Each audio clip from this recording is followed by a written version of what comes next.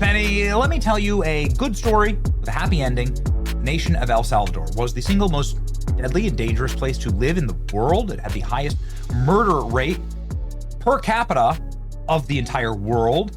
It was in really bad shape because it was a narcos state run by a bunch of gangs, a satanic gang called MS-13.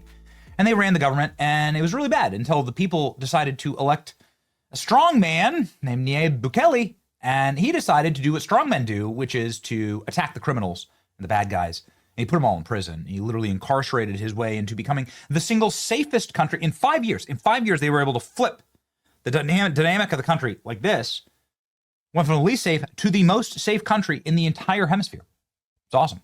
It turns out that when you lock up bad people, when you identify and then lock them up, then you get rid of virtually all crimes, because it's just like a small percentage of the population in any state that actually does all the crimes. If you locked up like 1% of the repeat offenders, or the top 3% of repeat offenders in America, you get rid of something like 90% of the crimes. Yeah. We have an under-incarceration problem in this country, not an over-incarceration problem. You also need to defeat ideologies. The leftist ideology that murdered Charlie Kirk, that it seems like murdered the young right-wing leader at Brown University just yesterday. 19-year-old Ella Cook, identified as one of the victims, one of two victims. She's a Christian daughter and the vice president of the Republican Club. Pray for her and her family. Brown, by the way, is engaging in what I believe is a cover-up here. At least 816 cameras on campus, yet no videos of the actual attack. Isn't that strange? Been 30 hours since the attack, 0 suspects in custody. Is it because they know that this was an actual targeted attack on Republicans? There needs to be a lot more arrests. I think everybody believes that when it comes to the Trump administration. There needs to be a much more severe crackdown on left-wing violence and terrorism. It needs to have like true door kickers going door to door to Antifa safe houses. If you declared Antifa a terrorist organization, then act like it. Act like they were ISIS.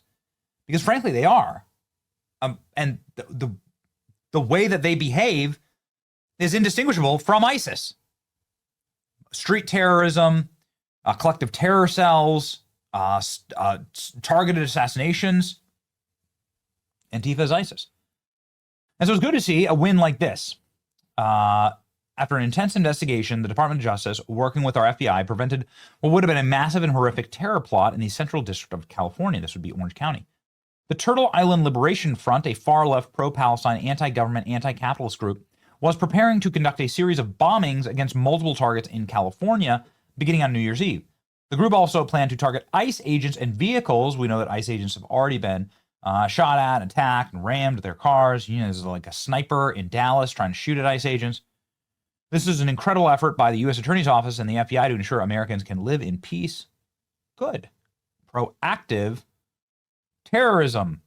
Locking up of proactive left-wing terrorists. FBI arrests 4 alleged members of radical pro-Palestinian group accused of plotting New Year's Eve bombings. Individuals self-identified as members of the Turtle Island Front. They are pro-Palestine extremist groups. They are in custody. They were going to bomb 5 different locations. They also arrested that Afghan national just a couple of days ago that was planning on making a car bomb in Dallas. Goodness, FBI crackdown. Terrorists exposed for a handwritten plot to detonate homemade pipe bombs New Year's Eve, so no one can hear over the fireworks. Huh. Oh, now I see it. Okay. Wow, would you look at this? Look at these individuals here that were arrested. Honestly, this is central casting. Right there. These people are hideous. The Antifa mugshots, man. You don't want to talk about a white terrorist group. Yeah. It's like, you ever seen the Antifa mugshots? Oh. Don't let your children do drugs or go to public school or watch PBS. You know what I mean? FBI arrested 4 members of an extremist group. They were all arrested after allegedly discovering testing homemade bombs in the Mojave Desert. All 4 Los Angeles natives were self-identified members of the Turtle Island Liberation Front. the group concocted a disturbing plot for at least 2 U.S. companies across 5 locations in the Central District of California. According to the complaint, an 8-page handwritten document in November was confidential source titled Operation Midnight Sun, which described a bomb plot. The complex pipe bombs were intended to be detonated simultaneously as the clock struck midnight. Fireworks will be going off, so the explosions will be less likely to be noticed. Included in the undercover terror plot, officials discovered a step-by-step instruction to build IEDs, multiple targets, of what was going to be considered a terrorist act. The targeted companies, or said to be logistics companies, specific companies were not named. They would bomb more companies if the comrades agreed. So here we go. There's some of the evidence. Goodness gracious. The alleged organizer of the terror plot put together the Order of the Black Lotus, whatever the hell that is. Each of those arrested were also members of the so-called order.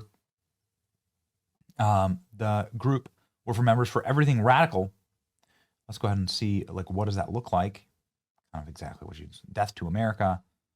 Long live Turtle Island, Palestine. Death to ICE, Turtle Island Liberation Front. The Turtle Island is what the Native Americans or Indians called America, right? Okay.